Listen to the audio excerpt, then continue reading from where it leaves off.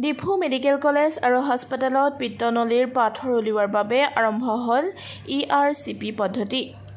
পিত্তনলীত পাথৰ হোৱা লোকসকলৰ বাবে এটা ভাল খবৰ। আপোনাৰো যদি পিত্তনলীত পাথৰ হৈছে তেন্তে বেছি চিন্তা কৰাৰ প্ৰয়োজন নাই। কাৰণ পিত্তনলীত হোৱা পাথৰ উলিয়াবলৈ এতিয়াৰে পৰা কৰিব নালাগে অস্ত্ৰোপচাৰ। বেদনাদায়ক অস্ত্ৰোপচাৰৰ পৰা ৰোগীক ৰেহাই দি ERCP পদ্ধতিৰে পিত্তনলীৰ পাথৰ উলিওৱাৰ ব্যৱস্থা গ্ৰহণ কৰিছে DMCH কৰ্তৃপক্ষই। ERCP পদ্ধতিৰে উলিওৱা হ'ব পাথৰ। মুখেৰে টিউব এটা ভৰাই উলিয়াই পেলোৱা হ'ব পিত্তনলীত হোৱা পাথৰ। আজি ERCPৰ ওপৰত ডিফু মেডিকেল কলেজ হাস্পতালত অনুষ্ঠিত হয় এখনি কৰ্মশালা। DMCHৰ অস্ত্ৰোপচাৰ বিভাগৰ সহযোগত আৰু Assam state chapter of ASI Diphu শাখাৰ উদ্যোগত অনুষ্ঠিত হৈছিল এই কৰ্মশালা। এই কৰ্মশালাৰ জৰিয়তে ERCPৰ দ্বাৰা 5 গৰাকী ব্যক্তিৰ পিত্তনলীত হোৱা পাথৰ উলিওৱা হয়। গোটেই প্ৰক্ৰিয়াটো তদাৰক কৰে GMCHৰ খ্যাতনামা বিশেষজ্ঞ প্ৰবক্তা চিকিৎসক ডাক্তৰ সিদ্ধাৰ্থ ফুকনে। লগতে উপস্থিত থাকে DMCHৰ শল্য চিকিৎসা বিভাগৰ কেইবাগৰাকীও প্ৰবক্তা চিকিৎসক। শল্য চিকিৎসকসকল ক্ৰমে শল্য চিকিৎসা বিভাগৰ মুৰব্বী অধ্যাপক ডক্টৰ ৰঞ্জীৱ ৰংবি, শল্য চিকিৎসা বিভাগৰ সহকাৰী প্ৰবক্তা doctor Meraj Alam, doctor Debabrata Dutta, doctor Pranab Boro, anaesthesiologist বিভাগৰ মুৰব্বী অধ্যাপক ডক্টৰ বন্দনা মহন্ত। কৰ্মশালাটো মুকলি কৰে DMCHৰ অধ্যক্ষা সৌমিত্ৰা হেগজেৰে।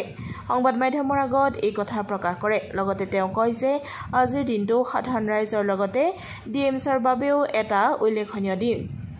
ইয়াৰ দ্বাৰা বিশেষকৈ আৰ্থিকভাৱে দুৰ্বল পৰিয়ালৰ ৰোগীসকলে বহুখিনি সকাহ পাব বুলিও তেওঁ মন্তব্য কৰে। ডিফুৰ পৰা সাইদুল ইছলামৰ ৰিপৰ্ট। শুভ দিন, কিয়নো ইয়াতে এটা ৱৰ্কশ্বপ চাৰ্জাৰী ডিপাৰ্টমেণ্টত এটা ৱৰ্কশ্বপ হ'ব গৈ আছে। এইটো আপোনাৰ ডিফু মেডিকেল কলেজৰ যিটো চাৰ্জাৰী ডিপাৰ্টমেণ্ট তাৰ লগতে আমাৰ ডিফু ব্ৰাঞ্চ অফ ASI সেইটো গ্ৰুপ দুটাই মিলি পেলাই এটা ৱৰ্কশ্বপ খুলি আছে।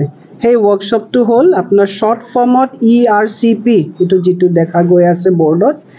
এইটো ফুল ফৰ্মটো হ'ল এণ্ডোস্কোপিক ৰেট্ৰগ্ৰেড কলেঞ্জিঅ' পেংক্ৰেটোগ্ৰাফি। তো এইটোত আপোনাৰ কি হয়, য'ত পিত্তনলীত যিটো পাথৰ থাকে সেই পাথৰটো উলিয়াবৰ কাৰণে আপোনাৰ অপাৰেশ্যন কৰিব নালাগে, পেটটো কাটিব নালাগে। মুখেৰে টিউব এটা ভৰাই পেলাই একদম লাহে লাহে গৈ পেলাই যেতিয়া পিত্তনলীত গৈ পায় সেই পিত্তনলীৰ পৰা পাথৰটো উলিয়াই দিয়ে। তো য'ত ডাঙৰ থাকে তো ত'ত ডিফিকাল্টি আহে, সেইকাৰণে তাতে কমপ্লিকেশ্যনো হ'ব পাৰে, সেইকাৰণে এক্সপাৰ্ট এটা লাগে। তো আজি আমাৰ মাজত আছে গুৱাহাটীৰ পৰা আমাৰ এজন খুব renowned ERCP surgeon doctor Siddhartha Phukan. তেখেত ইয়াতে তেওঁ এগ্ৰী হৈছে আহিবলৈ, আহি পেলাই এইটো কণ্ডাক্ট কৰি আছে। তো মুঠ আমাৰ ইয়াত আজি 5টা পেচেণ্ট আছে। বহুত সময় লাগিব, গোটেই দিনটো তাতে প্ৰত্যেকটো পেচেণ্টত সময় লাগে, গোটেই দিনটো তাতে যাব। তো এইটো হ'লে কি হয়, আমাৰ বহুত পেচেণ্ট তেনেকুৱা থাকে বা অপাৰেশ্যনৰ কাৰণে বহুত দিন থাকিব লাগে। এই অপাৰেশ্যনটো কৰিলে থাকিব নালাগে, অপাৰেশ্যন নকওঁ মই প্ৰচিডিয়াৰ বুলিয়ে কৈছোঁ, থাকিব নালাগে, কম দিনতে এইটো প্ৰচিডিয়াৰটো কৰি পেলাই ভাল হৈ যায়।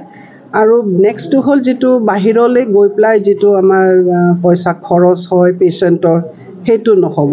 চ' ইয়াতে যিহেতু তেওঁলোকে আহিছে, আমাৰ দুখীয়া পেচেণ্টবোৰ বিশেষকৈ সেইটো খুব বেনিফিট হ'ব।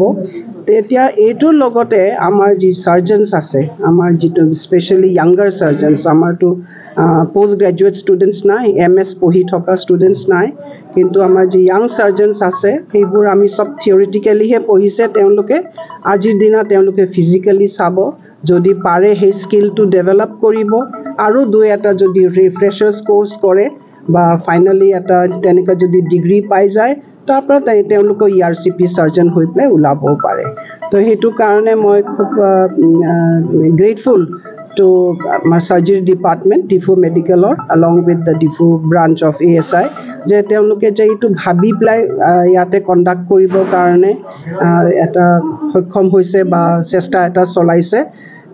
মই খুব সুখী এইটো কথাটো ক'বলৈ গৈ আৰু I hope that it will be a grand success আজি কিবা এনে মিনিমাম কিবা ফিজ বা তেনেকুৱা কিবাও আছে নেকি তেনেকুৱা মানে আজিৰ কাৰণে যি 5টা পেচেণ্ট আছে তেওঁলোকৰ কাৰণে পৰৱৰ্তী সময়ত যিবোৰ হ'ব সেইটো গভৰ্ণমেণ্ট ৰেটত যিটো আছে সেইটো গভৰ্ণমেণ্ট ৰেটতে হ'ব ঠিক আছে